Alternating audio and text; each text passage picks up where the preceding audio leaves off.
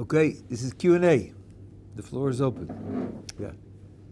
I haven't heard the argument in its fullness. Could the Rabbi go over the Kuzari argument in full? The Kuzari Argument. Okay, that's like, 60 pages in my book. Shall I do it in 30 seconds or in a minute? I'll just mention a couple of the fundamental, but it's a long and elaborate argument. But the idea is that there are certain types of traditions which we have reason to believe are true. These traditions preserve stories about the history of a people, and we have reason to believe they're true. And the reason is because traditions like this throughout the world, throughout history, have never been proven to be false. So they have a very good track record, empirically, of being correct.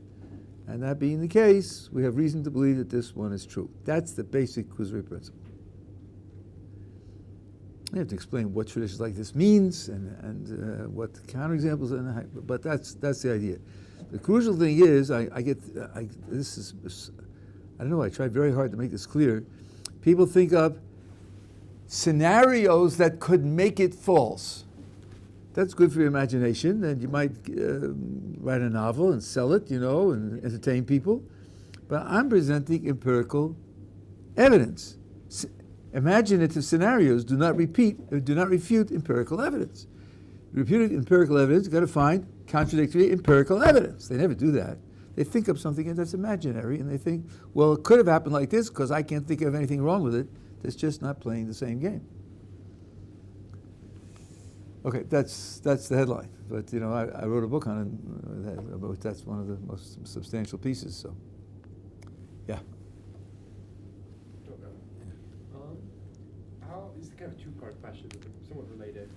How much should we value people's religious experience in regards to serving as reason for belief, especially since there seems to be certain religious experiences that people have that aren't related to Judaism, and also certain miracle claims as regards to reason for belief. Again, since there's certain miracle claims of other religions that seem to not serve our religion.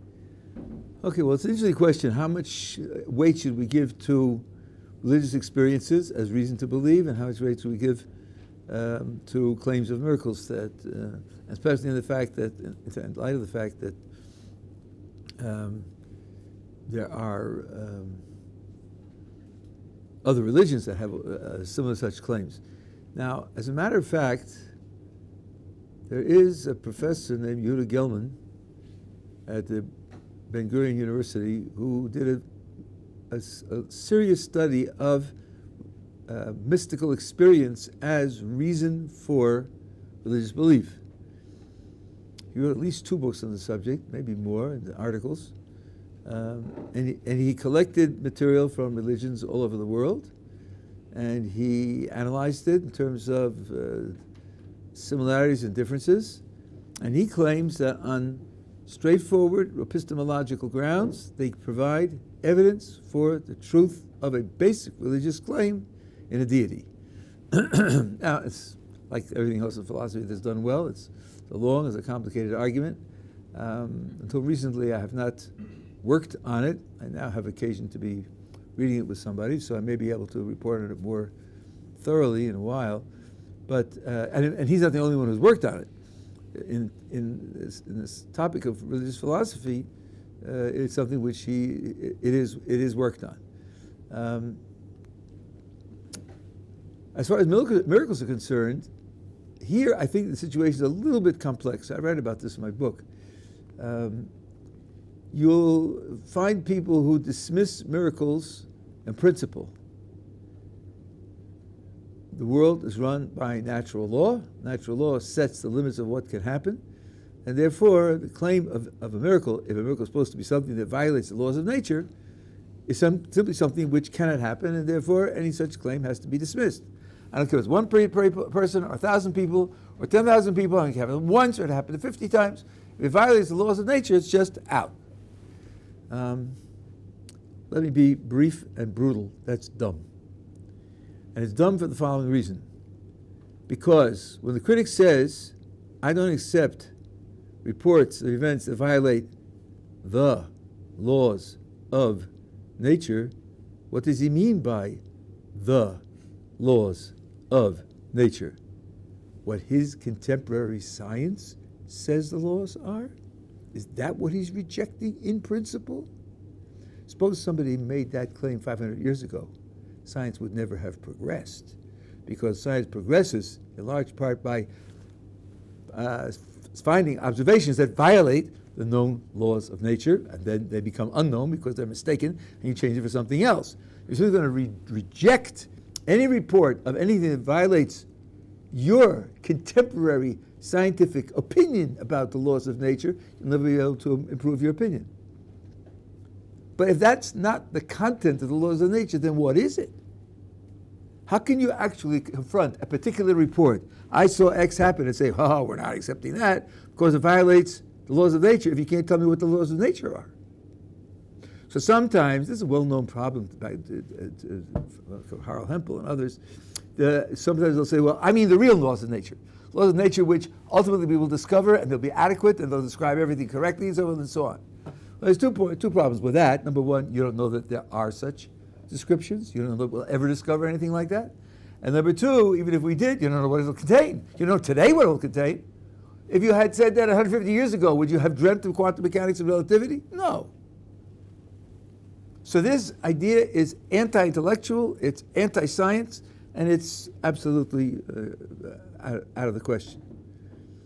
So the question then becomes only if someone reports something which is very unusual and it violates almost everyone's expectations psychologically, and it's something which is very rarely, if ever, been noticed before, then you have this very clever, very precise, rigorous claim that extraordinary claims require extraordinary evidence.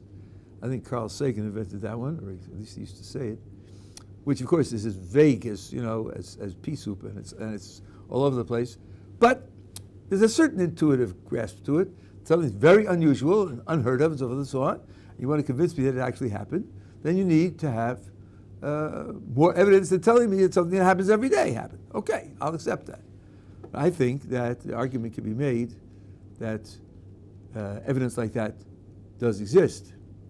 So I write about this in my book. So I think when someone claims existence of a miracle, one has to have some skepticism. The thoroughgoing skeptic is also skeptical of his skepticism. Try that on for size. Maybe I'm not applying the right critique to this instance. Maybe my critique is based on principles that are too strong and prejudiced. Maybe. Hardly hear that from skeptics nowadays. They're just sure that the other guy's wrong. So I think miracle claims also have to be taken cautiously, but give them a fair hearing.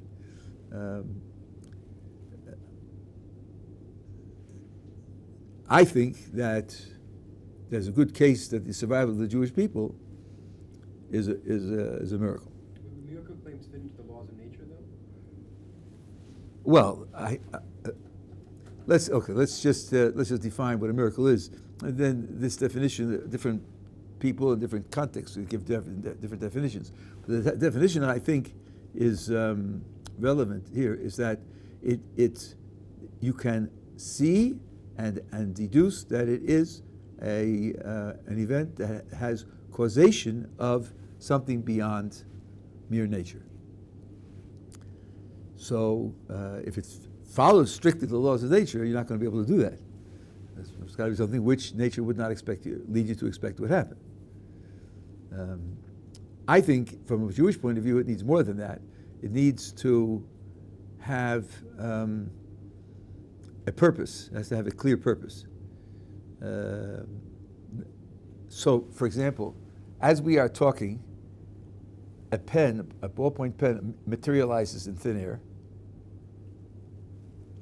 moving lazily, and the point is extended. So with good presence of mind, I take a piece of paper and I put it under the pen, and it traces pattern on the thing, right? And then it disappears. Well, I have the paper with the ink. You all saw it happen, so, there's no doubt that there was a pen there. We call it in the Stanford Physics Department to investigate the entire building There's nothing that could produce a pen. Sorry. No pens coming into existence in the middle of the air here, and floating around. No pens up my sleeve, At a certain point, you say, well, the existing laws of nature don't explain that. Okay. So it's an event which violates the existing laws of nature. Okay. Now, would you call it a miracle? I say yes and no. If by miracle it means something that violates the laws of nature, okay, then you have it. If by miracle it means something of religious significance, then no, you wouldn't have that. Where you would have it is where the Jews are backed up against the Red Sea, and there are mountains on both sides, and the Egyptian army is bearing down on them. And Moses says, don't worry. And they say, don't worry, we're going to be dead, we're going to be slaughtered, why shouldn't we worry? Don't worry, everything will be fine. You got to be joking, what do you mean fine? And then the water splits when they need it to split, when Moses says it's going to split. That's not just something that violates the laws of nature. That's something which a prophet predicts, and it has a purpose, a goal that's attached to an agent who wants that goal to take place. That's a different type of event. That's what I would call a miracle. So should we be equally skeptical towards naturalist explanations of things as opposed to just normally people being very skeptical to supernaturalist explanations of things?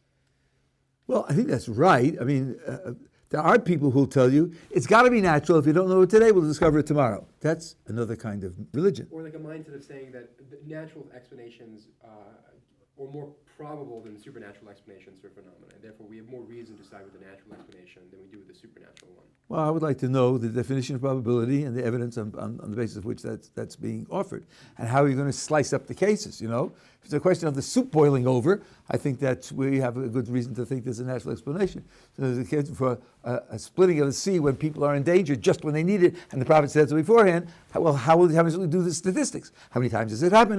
Did we explain it naturally? It's never happened. So, I think it's going to be difficult to make the claim of probability precise in any way. Yeah. So why do we in the Amidah find the reference Ohev, tzedakah, mishpat? Like why is Ohev the word with which the Amidah is composed? So you mean that particular Yeah, blessing? that particular.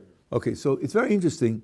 The closings of the blessings in the Amidah and the silent prayer, or in other places as well, usually is in the present tense and usually describes God as doing what the bracha is about. You ask for health, God is giving health. If you talk about making a living, God provides for His people. You want it to hear prayer, you describe Him as hearing prayer. You describe Him as doing what the blessing is about. Here it doesn't. It says He loves righteousness and justice, instead of saying that He's doing it. I think the reason for that is that the righteousness and justice that we are praying for is that our human judges should judge us righteously. We're not suggesting that we dismiss all the earthly courts and operate with an oracle. That's not what we're praying for, not what we're thinking of. Even when we pray that in the future God restore the judicial system, and we say that you alone should judge us, we don't mean there shouldn't be human judges. What we mean is that the human judges should act in your name, faithfully. So here, I can't describe Him as doing it, because we're going to do it. Same thing is true, by the way, when we ask God to be involved in our doing tshuva, repenting. So there it says, Harotze b'shuva. He wants it. He wills it, not that He does it. Because we have to do it. So when the blessing is describing something that we do, then we can't describe Him as doing it. Well, the other ones are things we want Him to do, and therefore it describes Him as doing it. I don't know if that answers your question, but yeah. When I know it's always said that after a terrorist commits a terror attack, then if they're on the ground and you shot them, they're not dead there. You're not allowed to shoot. I'm not getting the words at all. The accent or the speed? If a terrorist commits a terror attack. A terrorist commits a terrorist attack, yes. And then he's now on the ground, but he's not dead. So we say you're not allowed to shoot him. He's not on the ground, but he's on the ground. He's on the ground, but he's not dead. Who says you can't shoot him? I'm someone asked you the question and you said... I mean, the Israeli law says, but I'm not here to explain Israeli law. So Jewish law, would you be allowed to shoot him? If he's now no longer a threat to anyone? Well, he's not a threat to anyone anymore. It's certainly not clear. We have a category of someone called a Baba Machteres. It's very interesting. The way it's usually explained is he breaks into your house. Actually, it applies even if he gets in with a key but breaks out. He's breaking. As he breaks into your house and he steals something and he's on his way out, you can shoot him in the back. He's not a danger to you. He wants your watch. But because he broke into your house, you can shoot him in the back. And the reason is because he's prepared to kill you if you resist. His preparedness to kill you already qualifies him as subject to be executed, right? Because he's prepared to kill you, not because you could be hiding in the closet. He won't find you. He's not looking for you. He's looking for money. But you can shoot him. You want to take back the watch? No. You want to take, or even if he gave up stealing, like he goes out. No, but the reason why I can shoot him is not to protect my money, because then it wouldn't require him to break into the house.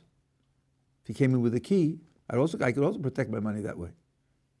Oh, this is only Hababa Machteres, the only person who comes in and breaks into the house, because it shows that he's prepared to kill you.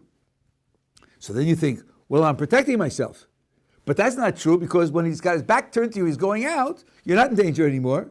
He's not. If you don't defend your money, he's not going to kill you. But were you to defend your money, he would kill you. That's enough. So he's done something which disqualifies him from his life being off limits. And he's in that condition of doing that. So that means to me that even though it's someone who's actively trying to kill you, you're not supposed to kill them. I would even say more. I heard the name of one of the great decisors of the generation. I won't say his name because some people will be prejudiced. And he said, if there's a certain group of people whom you know are out to get you, and you're driving by their houses at night, and you can shoot a bullet into one of their houses and kill one of them, shoot. Against secular law? I'm sorry? Against secular law? Or? What is secular law to us? No, I'm saying Dina Chusarina. Oh, not when you're protecting your life. The cannot tell you not to protect your life. And the whole question whether in the land of Israel Dina Chalusa applies, the Quran says it doesn't apply.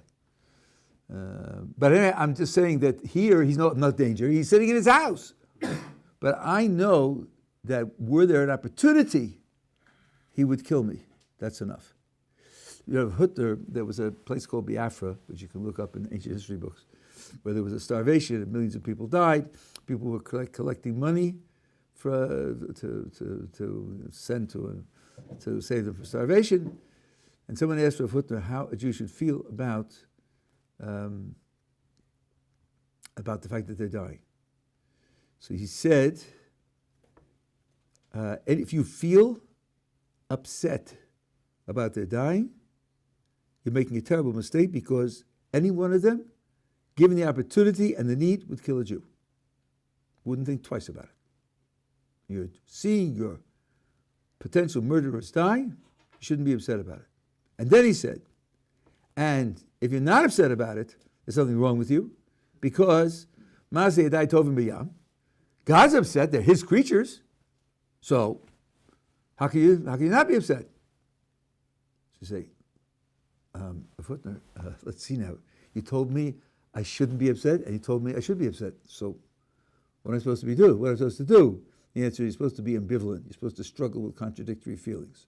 If you only have one of the feelings, there's something wrong with you. You're not taking in the whole of the situation. The whole of the situation is ambiguous. It has two different dimensions. And to relate to both dimensions means you have to be split inside. Sometimes the right way to feel is to feel with contradictory feelings. Unlike your brain, your ideas shouldn't contradict one another, because if so, at least one of them is false, or maybe both. But with feelings, it's not like that.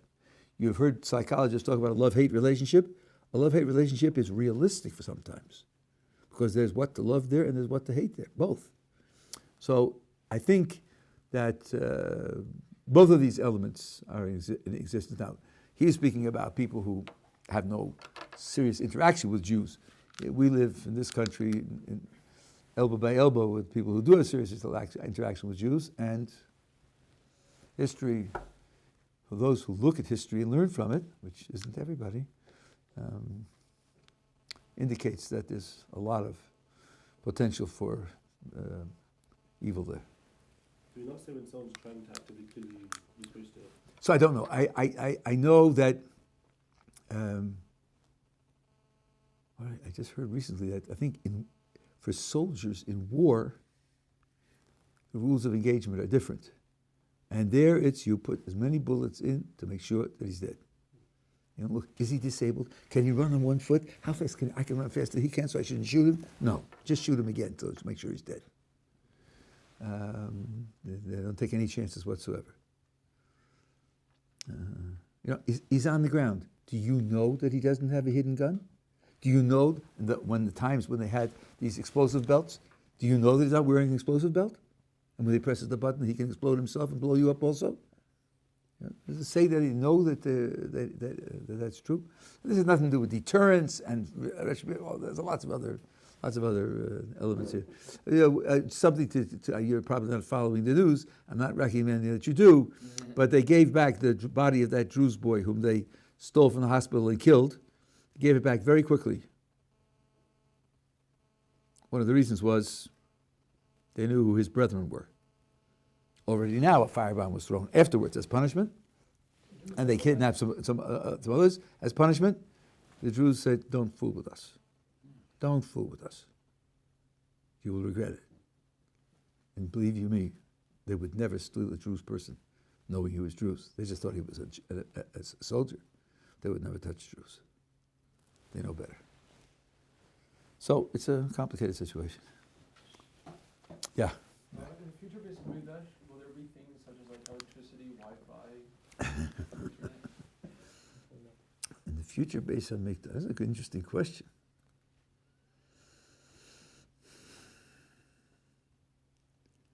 I guess one thing you could check is whether Herod, when he built his version of the temple, whether he added in things that weren't there previously. The Romans had indoor plumbing, so they definitely invented things that weren't available in prior generations. I don't know. It's an interesting question. Now, of course, the tabernacle that we had in the wilderness was very much unlike Solomon's temple. And the second temple was different from Solomon's temple. And all sorts of additions were made. Solomon built golden statues. Pay attention, golden statues, representative statues of bulls, brass statues of bulls holding basins, and golden statues of angels, and put them into the temple, which wasn't in Moses' temple. Right? So changes definitely were made. How far it would go and what it would do, I don't know. That I don't know. I really can't say. If you asked me to guess, I would guess yes, but I can't. I have no sources on it. It's quite an interesting question. I should ask my Rebbetzin because she studied the temples. She studied a lot of the material of the temples. So maybe she would have an idea. The Rabbi said earlier that Jewish survival is a miracle, and I've heard that before. I heard in a few shiurim that the Torah and some psukim that the Torah spoke about this. Is that the Torah predicts it? The Torah says you'll go into exile and you'll do tshuva, or be brought back. It means you'll never disappear. I heard that it predicted us going out and us returning, and is that how is that so? What's the prediction, and how does the Torah predict it? Exactly. Again, it says that there'll be you'll fail to live up to the Torah, and you'll be conquered, and you'll be exiled, and in the end you will come back, which means you can't disappear in the meantime. Right? So that predicts survival. Yeah. So this question may be built on a misunderstanding, so let me know if it is. But when the Torah was given, how were there laws about keeping Shabbos if the Beis HaMikdash wasn't built yet, and a lot of the activities that are prohibited are in reference to the building of the Beis HaMikdash. Okay, let's see. How could the laws of Shabbos be communicated if one of the laws of Shabbos is that you shouldn't build the temple? Is that what you're saying? Or activities that were done. Activities were done, That's what I meant to right. say, yeah. Yeah, so first of all, the activities of building the tabernacle took place starting from Sukkot of the first year and were finished by Hanukkah of the first year. Okay. Now, if you would look in a law book for the definition of malacha, the forbidden activity on Shabbos, you would not find the definition, the activities done in the temple. That's not the definition. Definition is a list of 39. It's a list of 39. This statement, that's what was done in the temple, is the motivation for the choice of the 39. But it's not the legal definition of the term. The legal definition of the term is the list of 39. And in particular, because if you analyze the 39, you'll see that in some cases, distinctions are made between things whose purpose and activity are identical, and the distinction is very fine at what particular stage in processing the material do you do it. You're doing the same thing, separating the good from the bad, and separating it with your hands and with the tool and so forth and so on, which could easily have been combined into one, but it's really separated into three, and others which aren't like that. The structure is not something which, by studying the temple and looking at human activity, you could figure out. You would not figure out these 39. So it was not figured out. It was part of the oral tradition, which was given to Moses at Sinai, and which he taught to the people prior to the building of the tabernacle. So this is the motivation behind it, not the definition of it. That's a very important distinction. Yeah. Learned in the Gemara in Gittin. Tosafos says that some of the Tanaim just didn't know basic psukim. He says it pretty explicitly. So I'm just wondering, based on that, how would the Kuzari argument work? Don't think that that's what the Tosafos says. What the Tosafos says is that when critics come and they ask contradictions about psukim, and they ask for explanations of psukim, several times the Tana says, go to him because he deals with that stuff. Of course, they knew the Torah Shebal Peh, but they knew the Chumash by heart. Not that they didn't know the psukim, but they hadn't studied how to answer seeming contradictions between psukim and so forth and so on, because they focused more on a different aspect of Talmud Torah than that. I don't know if I'm wrong, but What might be confusing, the Rishonim, Tosafos in particular, says that the Tanaim, the Amoraim knew all of the Mishnayos, but they didn't know all the Brises. And that's why if an Amora takes a position and somebody brings a Brise against him, and let's say he's left this world already, we assume he would have given up because we assume he didn't know it, and had he heard it, he would have changed his mind. So they didn't know all the Brises, but they did know all the Mishnayos. And they certainly knew all the Psukim. So to say that he didn't know the Pasuk and heard the Pasuk, I don't think so. I'd like to see the Tosafos inside. Yeah. Mm-hmm. You mentioned this recently. I'm just curious your stance or what the explanation would be on whether or not that during the siege of Massada, if the mass suicide there would be considered justifiable. Yeah. I did. Now, the only I'm not a historian. The only source I know about it is Josephus. I don't know if other historians or other information about what happened there, but the report that Josephus gives is that they committed suicide rather than being taken into Roman slavery. And the ground was that a person who's a slave can't worship God. Therefore, it would be a treason. It would be an abandonment of what God wants to agree to become a slave.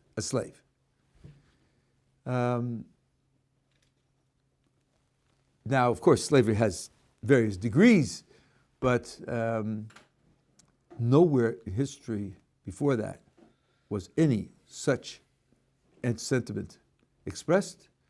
Nowhere in Jewish sources do you have such an idea. When the whole population was taken off to Babylon, and as a community, they were a captive community, They're under the control of Babylon outside the land of Israel. No one committed suicide to say, the Babylon's going to push me around, tell me what to do, and I can't do, so I can't be alive. God doesn't want that. On the contrary. People are under circumstances which compromise their Torah observance. That doesn't mean that they give it up. The Chafetz Chaim wrote a sefer for soldiers who were conscripted into the Tsar's army. Most mitzvahs are impossible to keep. Shabbos is impossible to keep. We have a rule: you don't give up your life for the sake of keeping Shabbos. So he wrote a book about how to keep mitzvahs, what you could do to fulfill them in the way that a soldier would be able to do. If you were a soldier in the Tsar's army, you were a slave. So there's absolutely no basis for it, and it is it's like a false value to think that freedom plays that kind of role. Freedom is important as a means to a complete fulfillment of what God wants from a person, but it is not a necessary condition for the significance of one's religious life. Yeah. What is a permitted, what's the definition of a slave in Judaism, the permitted kind, and are there any differences between Jewish and non-Jewish slaves? Okay, it's a good question, and I can give you some of what I know. I don't know the whole story about slavery, but I'll give you just a little bit, and there's a lot to it, and I haven't mastered it. A Jewish slave, some use the phrase indentured servant, which is safe because nobody knows what it means. But the idea is this: he's paying off a debt. His whole slavery is that he's paying off a debt, which means that if he comes into money, his uncle dies and leaves him money, he can buy his way out, and no one can stop him. The master cannot stop him because he just owes money. That's all. He becomes a slave either because he sells himself into slavery, because he can't pay the debt, and that's the only way he can get the immediate money to pay off the debt, and then he works to pay it off.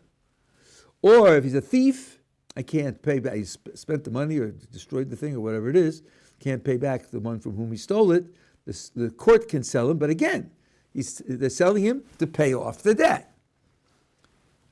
So that's hardly slavery if you can buy your way out at any time on your own, and then the owner has to treat the slave with a standard of living at least equal to his own. So Tosafos says, if there's one pillow in the house, the slave gets it, because the master cannot sleep with a pillow if there's no pillow for the slave. Furthermore, the owner cannot require the slave to do anything that the owner wouldn't do. Me take out the garbage, let the slave take out the garbage. No. If he wouldn't do it because it's not dignified or it's not fitting for his station, he can't ask the slave to do it. So to call this slavery, this particular situation with a Jew, I think is very extreme. It's similar to slavery only in that you're not the master of your time. He can tell you to sew clothes, he can tell you to lay bricks, he can tell you because you have to pay off the debt that you owe. A non-Jewish slave is quite different. And by the way, the Jewish slave after 7 years goes out,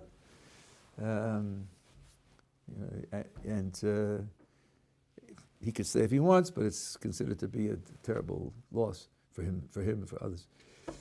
A non-Jewish slave, you don't have to provide the same amount of standard of living, and you can ask him to do whatever you want him to do. But you can't treat him brutally.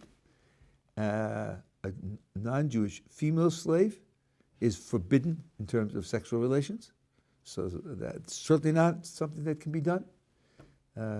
If the master strikes the slave in such a way that he ruins the use of any of the 24 external limbs, then the slave automatically goes free.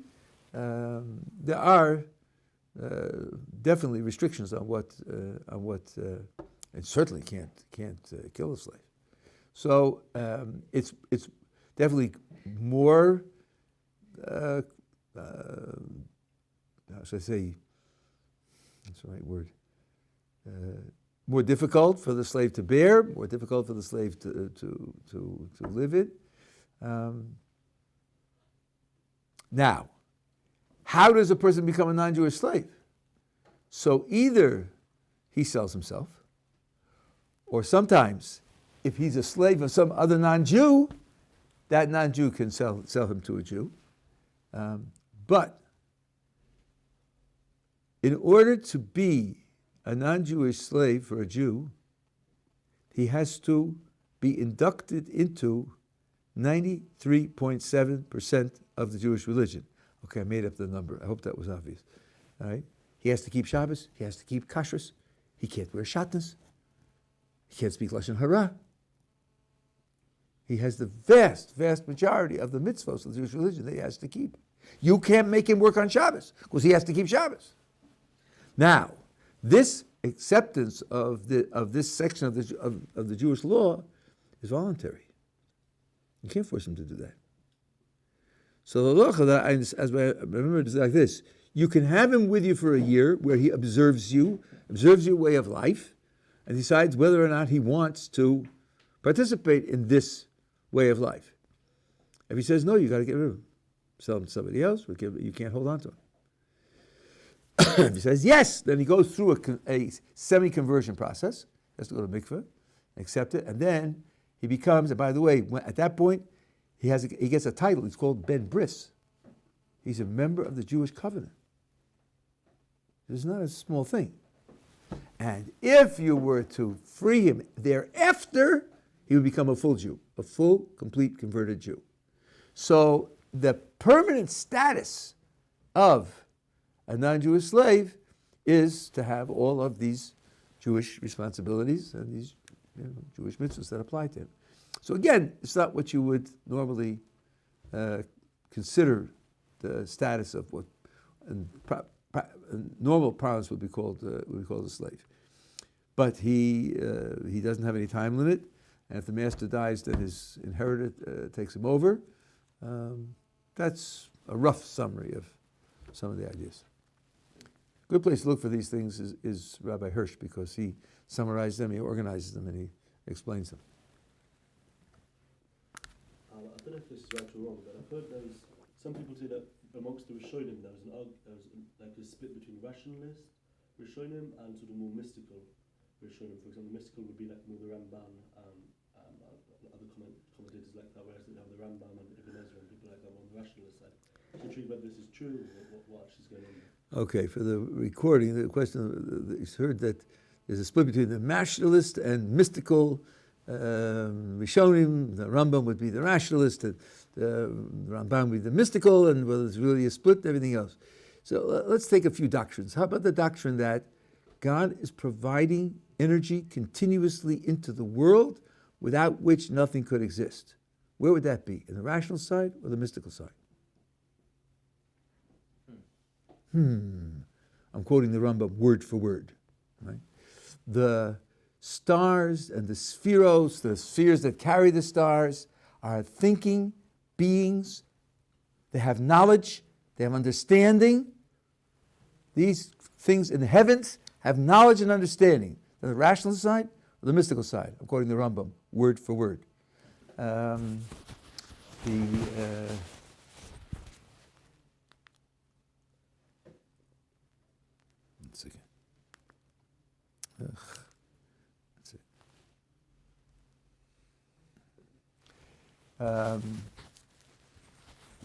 Every action, every time a person has a pain, that pain is because of some transgression that he committed. Every time the person has a pleasure, because of some mitzvah that he did. How many pains and pleasures do you have in a daytime? 200? Every one of them is individual providence for you because of your mitzvahs and your transgressions, right? Where does that go? On the mystical side or on the rational side? I'm quoting the Rambam, word for word. I think the division's overdone. I think it's, sort of superficial. There may be differences between the Rambam and the Rambam, but they're subtle, they're nuanced, and the fundamental beliefs of the religion are not split up that way. And if someday you will break the barrier and try to study some of the mystical tracts, you will find that they are hyper-rational, extremely structured with axioms and deductions and proofs and arguments and contradictions and resolutions and theories, right? To call that mystical as opposed to rational, I think it's a misnomer. In my experience, the differences have been very, very minimal. So I think the division is false, yeah. I'm not necessarily sure about this. So would it be true that our Jewish ethics come from mitzvah?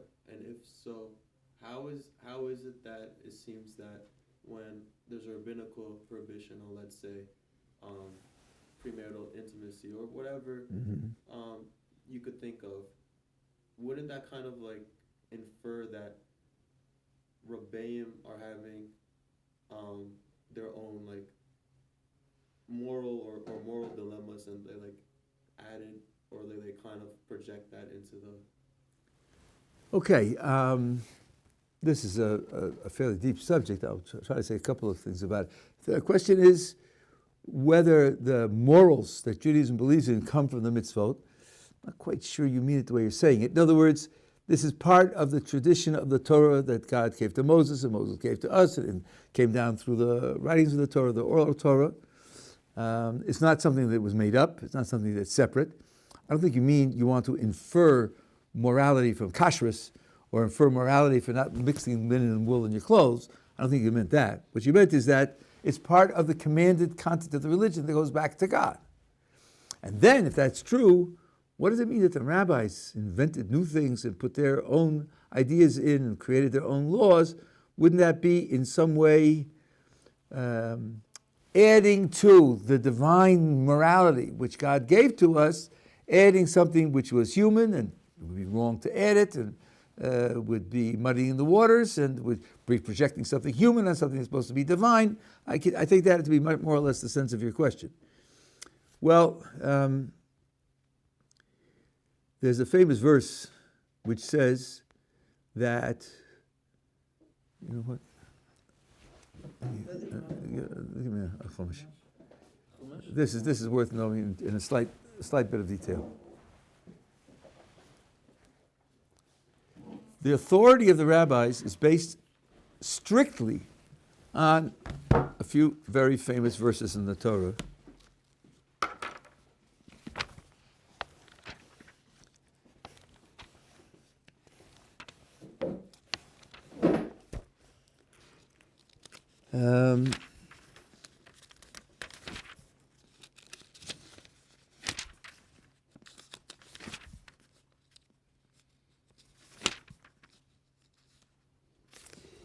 This is in book of Deuteronomy, chapter 17, starting with verse 8. If you will have a problem, a matter of justice, which you can't resolve, and there are arguments in your gates, get up and go to the place which God shall choose. Come then to the Kohanim and Levim and to the judge who will be in those days, and analyze, investigate, and this is really a reference to the Sanhedrin, they will tell you the word of justice, Dvar HaMishpat. And you shall do according to everything that they tell you from that place, which Hashem will choose. Now it seems to me, if the problem here is an unreconciled legal question, and the local authorities can't handle it, and you've been told there's a supreme body, which we would call a Supreme Court, it's called Sanhedrin, and it's going to be where the temple is, go there, tell them the problem, and then they will tell you what God wants you to do, and you should do it. If I were writing the book, I put a period here and go on to the next paragraph. You had a problem, this is a solution. But the verses go on. And you shall be careful to do everything they teach you, according to the Torah that they teach you, and according to the justice or judgment that they tell you, shall you do. Don't turn aside from the thing that they teach you, right or left. What's all that extra stuff? What did it tell you didn't know before? You were told, go, present your problem, they'll tell you what to do, and you should do it. End of story. So the Rambam says there are other responsibilities here. That body that sits in the place where the temple is, which you went up to solve your legal problem, has other responsibilities as well. One of them is legislative, to make laws. They have responsibility to make laws. The Torah is telling them they should make laws. And also that they should decide when and where the laws apply. And the Rambam says in Hilchos Mamrim, also their job is to authenticate the tradition. If someone comes and says, I was taught by my teacher, who said it was his teacher, PQR, and other people haven't heard it, somebody has to be there who can authenticate whether it's the general tradition or is the genuine tradition. It's another thing that they should do. So this body is not just a Supreme Court to decide cases according to the law, it has other responsibilities as well. Now, this is part of a much broader idea. We talk about Matan Torah, God giving the Torah. What does it mean He gave it? What do you mean He gave the Torah to us? This is a very profound and radical idea. You have a set of laws, and God says, live by these laws. Okay, who's going to decide what the law means? Who's going to decide how the law applies? Who's going to decide what the law requires? If there's superficially a contradiction between this law and that law, what's the right answer? When the tradition says that God gave us the Torah, it means we answer those questions. We answer them, not He. Prophecy is out. No prophet can come and give any information in God's name about Jewish law. If he does it, he's a false prophet. He's executed. So the fact that human beings are there to interpret, to apply, to analyze, and to supplement the law is written in the Torah itself. These are jobs that human beings have. So it's not muddying the waters, taking the divine and adding human elements which then make it less divine. The Torah, God's commandments to us, wants that human involvement. He wants that human involvement. So much so that the Ramchal, in an essay called Mamar L'Ikorim, essay on fundamentals, which is printed at the back of some editions of the Derech Hashem, asked the following question. According to most authorities, a rabbinic law has biblical authority. It says in the verses that I read to you, don't turn aside from what they tell you. It says, according to what they tell you to do, you have to do. Negative and positive. And it says, that means when they create a law, the Torah is telling you have to follow it. So Ramchal asks, if that's true, if every rabbinic law has biblical force, why didn't God ordain those laws? Why didn't He give them to us? And if you tell me, well, what's God going to do? Ordain Hanukkah? After all, the events didn't happen yet. God can give a general set of instructions and say, when events of this and this type happen, then I'm telling you to do those and those, institute some kind of commemorations of it and so on. Why was it left up to us to do it? Ramchal's answer, when I first read it, I almost fell off my chair. Ramchal says, God wanted some Torah to come from us. He wanted the Torah to come from us. He's giving it a post facto stamp. I give you the authority. If you say it, I'm telling people that you have to do it. But we should create it. We should create Torah. Genuine, divine Torah should be created by us. So this line that you intuitively want to draw, the Torah is specifically telling us that line is non-existent. Now, of course, there are limits to how much we can do and limits to how it applies. That's a whole long, interesting subject. But the idea that human beings have a hand in creating Torah is an idea that's mamish at the center of our tradition. I guess the last question, yeah. So, could the Rabbi give some advice, maybe a few advices about what is good to do for Leilui Nishmat? Okay, I'll do this try briefly because I have to go teach elsewhere. What can you do because of someone who's passed from this world, what can you do, as I say, for the sake of that soul? That's the right way to say it. Right. The greatest thing that you can do is to analyze some good elements in that soul, some good traits, some good character elements in that soul, and imitate them as a way of continuing what that soul was doing in the world.